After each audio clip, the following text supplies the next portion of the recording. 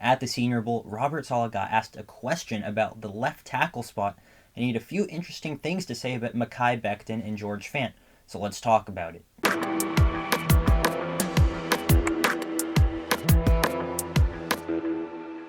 So we know last season, Mekhi Becton, week 1, he gets carted off the field, out for the season. We didn't know it at the time. They said 6 to 8 weeks, but it turns out it's the whole year. So George Fant moves over from right tackle to left tackle, and what does he do? He plays phenomenally. In my eyes, he played like a top 10 left tackle last season. He, according to Pro Football Focus, he only gave up one sack. One sack. Now, he was obviously a lot better in pass protection than in the run game. That's where I'll say that. I think he's about maybe average to above average at run blocking, but in pass protection, he did a very good job, and there's a reason why. We didn't really see Zach Wilson getting strip sack fumbled from his blind side. That's due to, obviously, Elijah Vera-Tucker and, obviously, George Fant, too. So he played at a very high level, and it brings us to the problem that Robert Saleh talked about at the Senior Bowl. Who's going to win the left tackle starting job? Is it going to be handed back to Mekhi Becton because he had a very good 2020 for a left tackle considering he was a rookie? So what he essentially said is that there is an open competition at the left tackle spot. So it could either be George Fant, who keeps his role, or it could be Mekhi Becton, who takes back his original spot on the team. And he was drafted as the franchise left tackle. That's the hope when he got into the building at One Jets Drive. So there's also another question asked about what Mekhi Becton needs to do.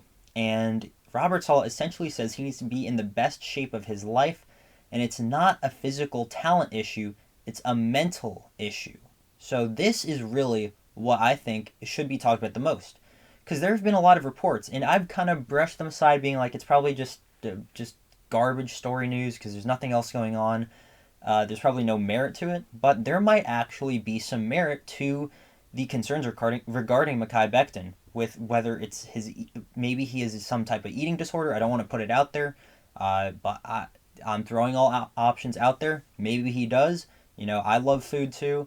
Maybe it's just his head is not in the right space. Maybe he needs to take a little break from football. Anything related to that. Or maybe he just needs to really get a fire lit under his ass. And that's what a lot of people are saying with this news is Robert Saleh might be doing this to get a fire under Mekhi Becton, to get him to train to be in the best shape and the right mental state, because that's literally what he needs to do according to Robert Saleh.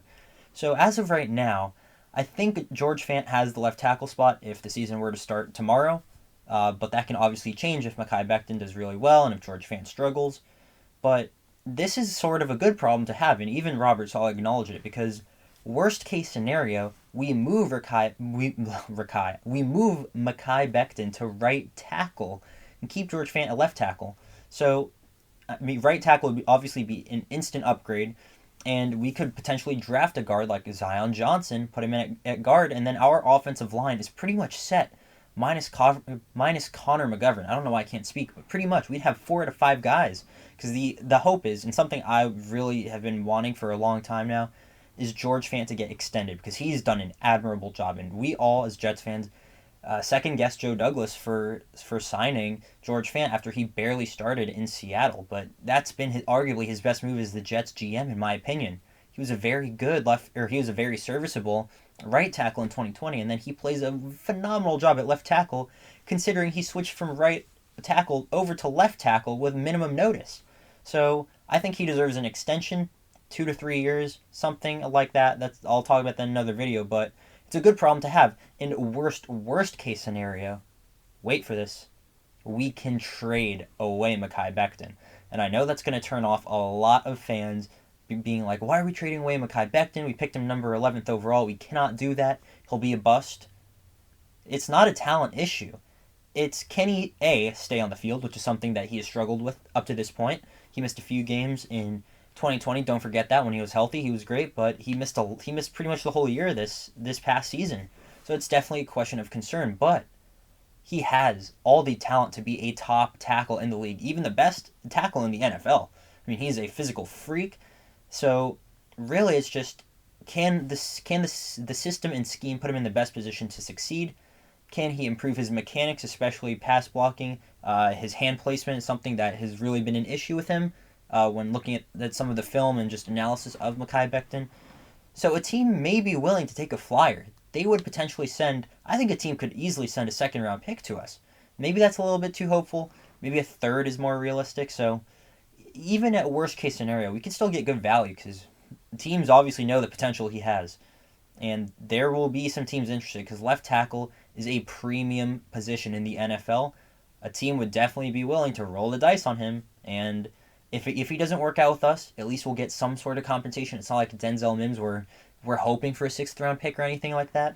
So, in my opinion, I think Robert Saleh has definitely proven the storyline's correct, that maybe there is something else to Mekhi Becton that we just don't know about. Maybe he's a little bit soft, and he blocked me on Twitter. I replied something, he didn't like it, he blocked me. So maybe he's a little bit soft mentally. On the football field, it's completely different, but he has to be on the football field, and it requires him to be in the best shape of his life. So yeah, that's pretty much what I think about this. It's a good problem. Worst case scenario, it's okay. Move him to right tackle. Worst case scenario, we trade him away, get some solid value for him.